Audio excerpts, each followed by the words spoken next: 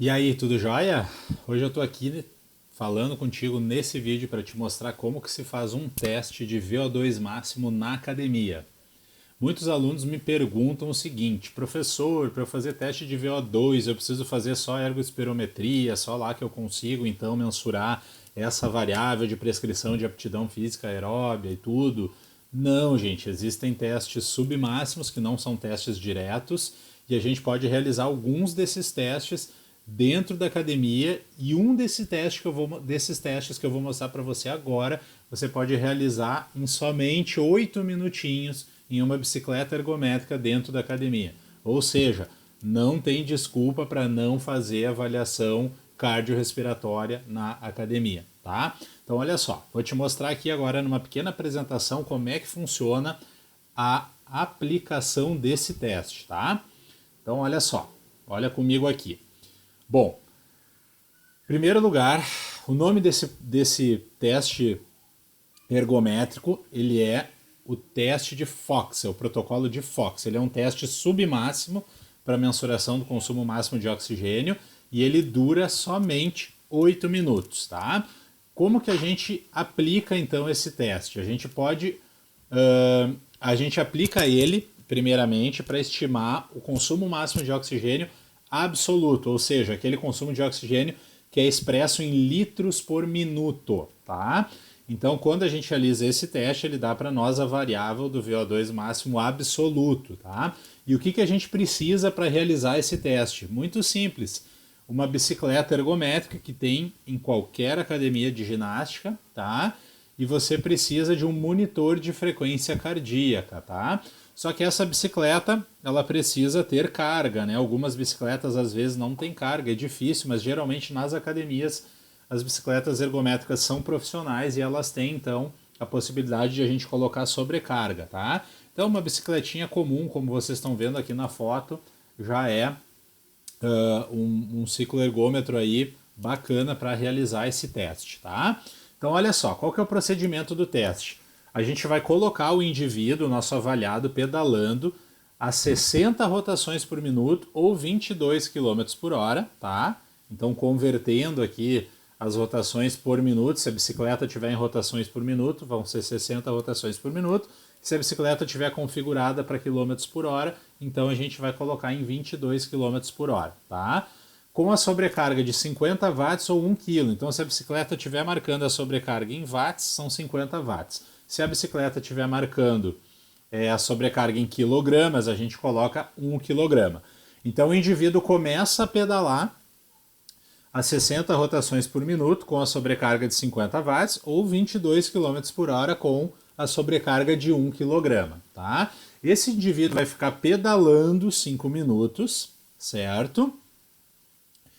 E aí, após 5 minutos, a gente vai aumentar essa sobrecarga para 150 watts ou 3 kg. Então, o indivíduo continua na mesma rotação que ele estava pedalando, na mesma velocidade que ele estava pedalando, só que a gente vai ajustar a sobrecarga, a gente vai triplicar a sobrecarga.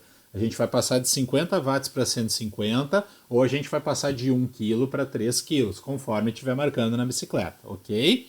Então, após o quinto minuto, a gente triplica a carga e esse indivíduo continua pedalando na mesma constância, na mesma cadência, na mesma velocidade que ele vinha pedalando, tá? No final do último minuto do teste, ou seja, no final do 8º minuto, a gente vai coletar a frequência cardíaca que tiver marcando aqui no frequencímetro, tá? Se não tiver frequencímetro, vai para a palpação manual de frequência cardíaca. Mas o mais interessante é ter o frequencímetro, porque daí a gente consegue, então, captar, né, coletar a frequência cardíaca bem no final do último minuto do teste, perfeito? Então esse é o protocolo do teste. Depois que a gente realizou o teste, a gente vai aplicar uma fórmula então para estimar o consumo máximo de oxigênio absoluto. Essa fórmula, vocês estão vendo grifada aqui em amarelo, ela consiste no seguinte: a gente vai fazer o cálculo de 6.300 menos 19,26 vezes a frequência cardíaca que foi coletada no último minuto do teste, tá? Bem simples a fórmula, bem simples o cálculo, tá? Então vamos verificar aqui um exemplo prático, desculpe. Olha só, um exemplo prático aqui. Nós estamos avaliando uma aluna que pesa 85 quilos e ela atingiu 150 batimentos por minuto no último minuto, então, desse teste, tá? Vamos aplicar aqui na fórmula, então, a fórmula que vocês viram anteriormente, 6.300 menos 19,26 vezes 150 batimentos por minuto, que foi a frequência cardíaca coletada no final do último minuto do teste.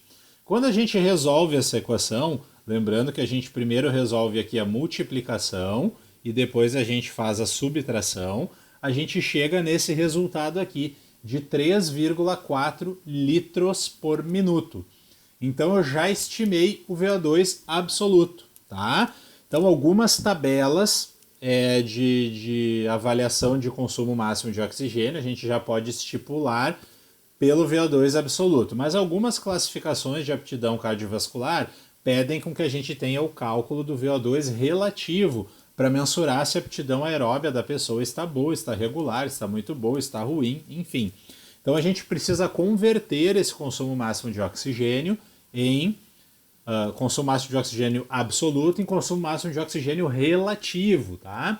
Como que a gente faz essa conversão, então, para consumo máximo de oxigênio relativo? A gente aplica mais uma continha, que ela, na verdade, é uma regra de 3. A gente pega, então, esse valor de consumo máximo de oxigênio absoluto e a gente divide pelo peso corporal da pessoa e multiplica por 1000. Então, no caso aqui, essa aluna tem 85 quilos.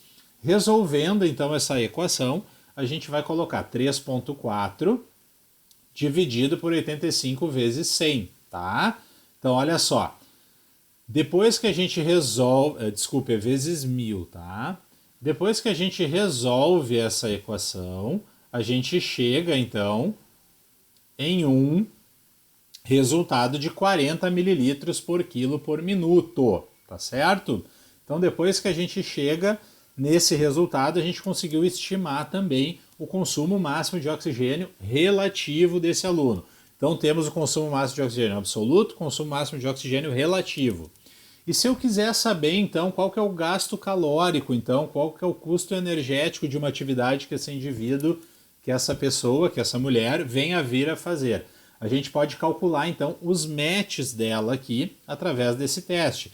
Então, a gente pode converter, no momento que a gente tem o consumo máximo de oxigênio absoluto, a gente pode converter, então, este valor em METs, tá? Que é uma outra unidade metabólica. Então, quando a gente divide ali 40 mililitros por quilograma por minuto, quando a gente divide por 3,5, que é o valor de um MET, a gente tem, então, os METs que foram consumidos, a unidade metabólica de metabolismo que foi consumido aqui nesse teste, que foi 11,4 METs. Portanto, com a aplicação desse teste, eu consigo 3 parâmetros cardiorrespiratórios. O consumo máximo de oxigênio, tá? Consigo também o consumo máximo de oxigênio relativo, consigo o absoluto, consigo o relativo e também consigo o VO2 máximo em METs. E para que eu preciso dessas variáveis, gente? Para classificar a aptidão cardiovascular dessa aluna, para mensurar as melhoras de aptidão cardiorrespiratória no decorrer do treinamento, tá? E através do VO2 máximo expresso em METs, eu consigo calcular o custo energético em quilocalorias, então, do treinamento dessa pessoa. Então, eu posso estimar o gasto calórico de treinamento aeróbio dessa pessoa. Então, vejam a importância e a validade dessas informações, gente. Por isso que nós não podemos prescrever exercício sem realizar avaliação física. É imprescindível, então, realizar avaliação física para que nós possamos individualizar a prescrição do treinamento, gente. Sem avaliação física, não dá para prescrever, tá? Então, espero que vocês tenham entendido aqui esse pequeno teste. Agradeço aí para quem está vendo esse vídeo, espero que você aplique isso na prática e nos vemos na próxima. Um forte abraço e tamo junto!